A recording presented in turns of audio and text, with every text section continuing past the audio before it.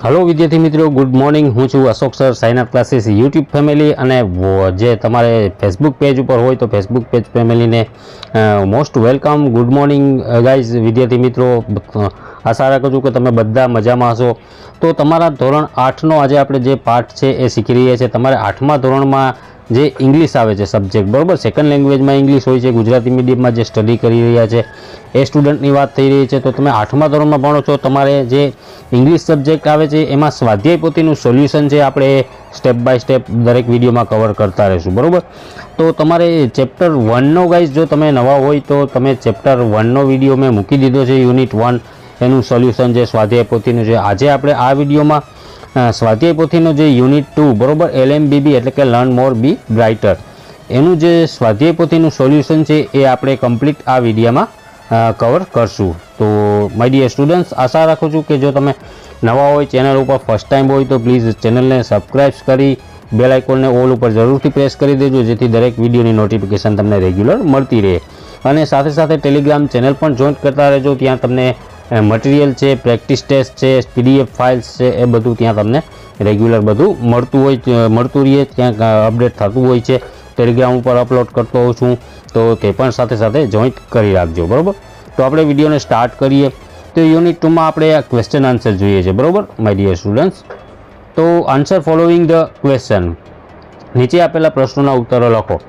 તો how many gems were there in Akbar courts, બરાબર, મતલબ એ કેટલા રત્નો હતા એમ કહે છે, બરાબર। અકબરના જે કોર્ટમાં હતા એ કેટલા રત્નો હતા, તો એનો આપણે આન્સર તમે ગાઈસ અહીંયા જોઈ શકો છો કે there were 9 gems in Akbar, 9, બરાબર, કેટલા 9 રત્નો હતા, બરાબર। સેકન્ડ ક્વેશ્ચન જોઈએ, હુ વોઝ તાનસેન, તાનસેન કોણ હતો? તો Tansen was a great musician, એ એક જબરજસ્ત મ્યુઝિશિયન હતો, આર્ટિસ્ટ હતો, કલાકાર એક હતો, બરાબર। સેકન્ડ ક્વેશ્ચન મ્યુઝિશિયન, શું હતો તાનસેન? તો કે મ્યુઝિશિયન।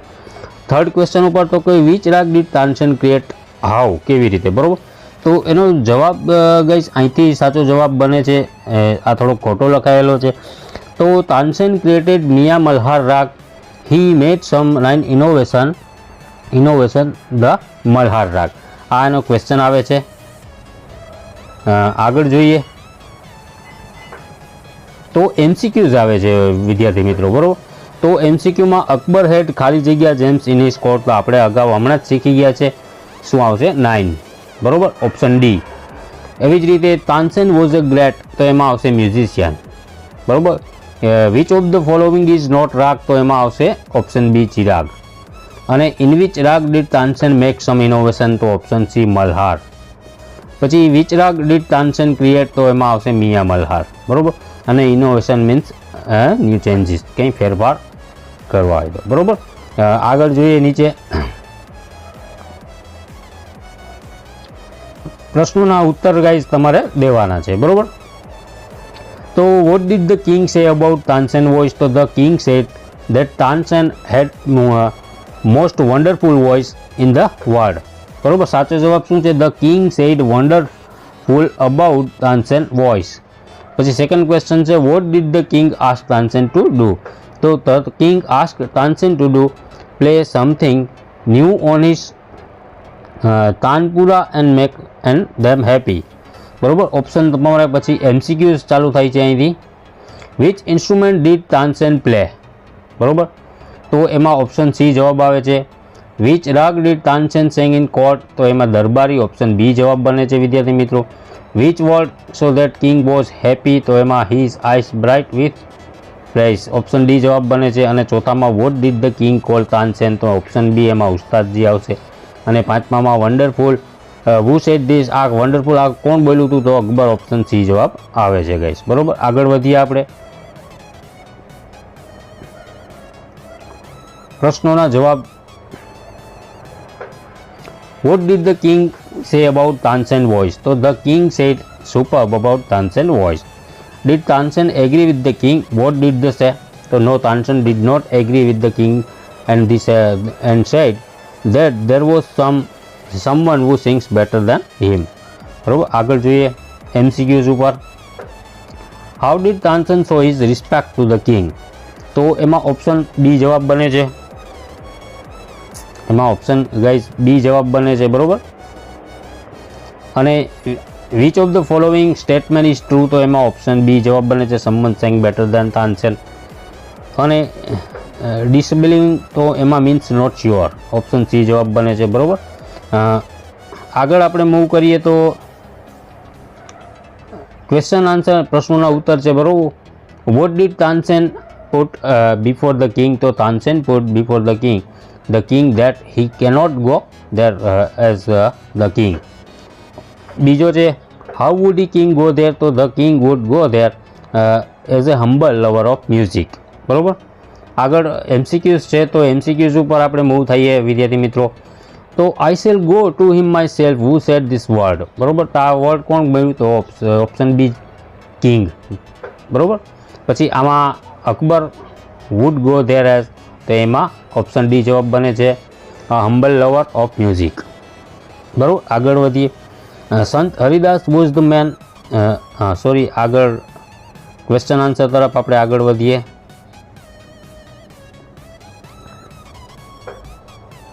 તો who saying better than Tansen, તો Sant Haridas sang better than Tansen. Where did Sant Haridas live, Sant Haridas in Vrindavan. Who was Sant Haridas, તો Sant Haridas was Tansen's guru. Who were Sant Haridas disciples, તો Tansen and Birju Bawra were Sant Haridas disciples.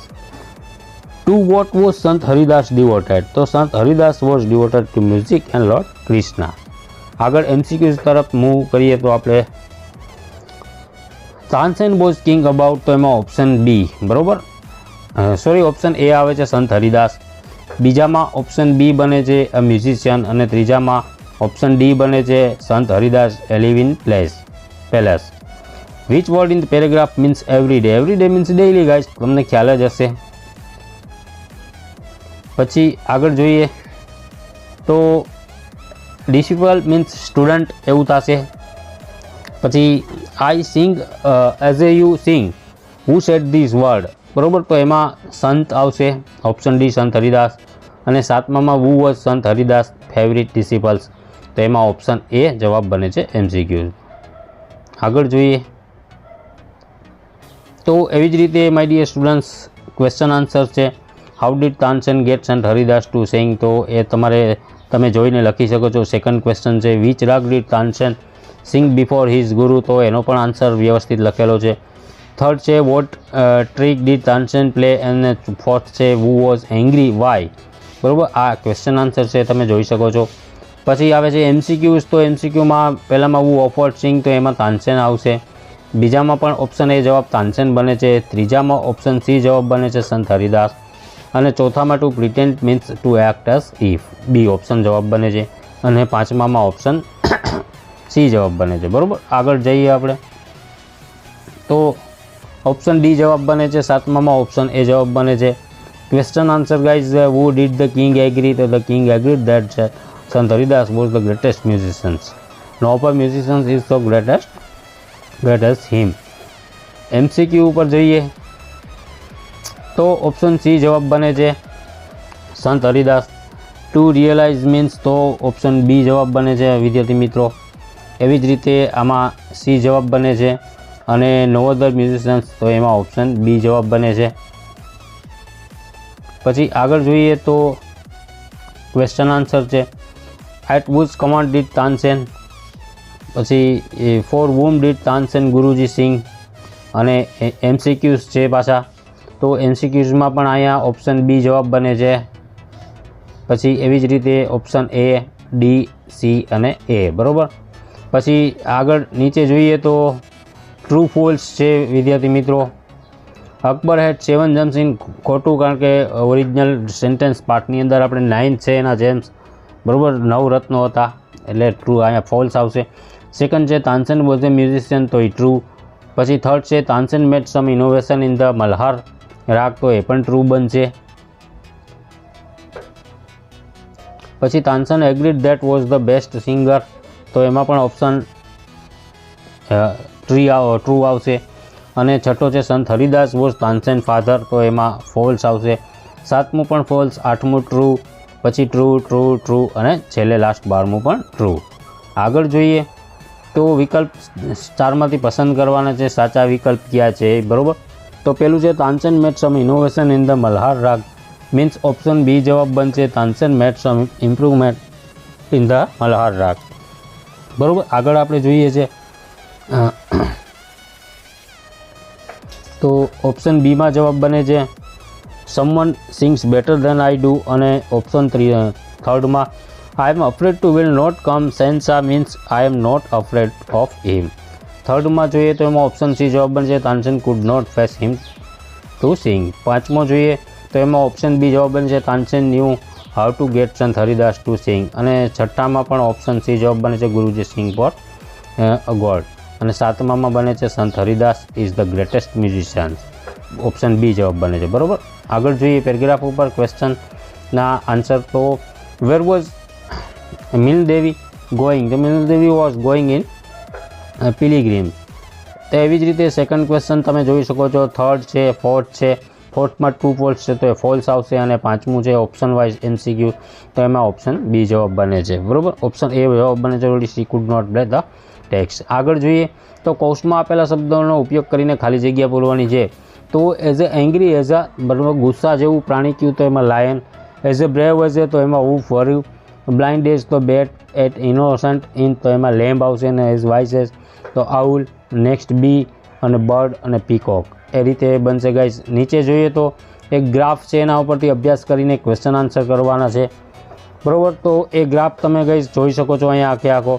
તો એના ઉપરથી પહેલો જ પ્રશ્ન છે Surat is the most polluted city, true or false? તો એ ફોલ્સ આવશે. બરાબર. સેકન્ડમાં અમદાવાદ મોર પોલ્યુટેડ દેન રાજકોટ. થર્ડમાં ટ્રુ. અને ચોથી ખાલી જગ્યામાં લેસ પોલ્યુટેડ આવશે. અને પાંચમીમાં જોઈએ તો which is the most polluted city in Gujarat? તેમાં Ahmedabad is the most polluted of Gujarat છે. અને છઠ્ઠામાં જોઈએ તો ટ્રુ બનશે, સાતમો પણ ટ્રુ બનશે, અને આઠમામાં મોસ્ટ પોલ્યુટેડ.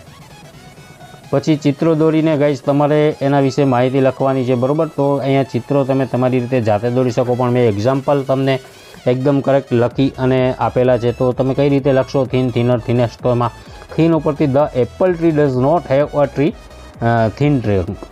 અને બીજા નંબરમાં the trunk of the mango tree is thinner than the apple tree. અને third the banyan tree has the thinnest trunk of the all trees. એવી જ રીતે નીચેમાં પણ તમે એક ચકલીનું તમે ફોટો ચોંટાડી અને લખી શકો એના વાક્ય. તો કે the sparrow is a beautiful bird, the swan is more beautiful than the sparrow, and the peacock is the most beautiful bird. એ આ ડિગ્રીના સેન્ટેન્સ છે ગ્રામરમાં ગાઈઝ. પછી ડોગ, તો એ કૂતરાનું ચિત્ર દોરી શકે ને એના માટે તમે લખી શકો કે dog is big, a horse is bigger than a dog, અને a elephant is biggest of all animals. એવી જ રીતે તમે અહીંયા નીચે લખી શકો કે brinjal are cheap, potatoes are cheaper than brinjals, અને onion are the cheapest of all.